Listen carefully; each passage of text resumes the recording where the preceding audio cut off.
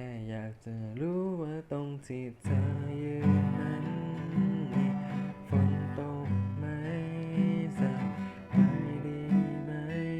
เธอกลัวฟ้าร้องหรือเปล่าหากตรงนั้นไม่มีใครฉันพร้อมจะไปแต่ฉันก็รู้ดีว่าข้างๆเธอนั้นมีเขาใช่ไหมและคนนั้นดูแลเธอดีหรือเปล่าเธอยิ้มก็ดีแต่แค่ตรงนี้ฉันไม่มีใครในคืนที่ฝนโปรยลง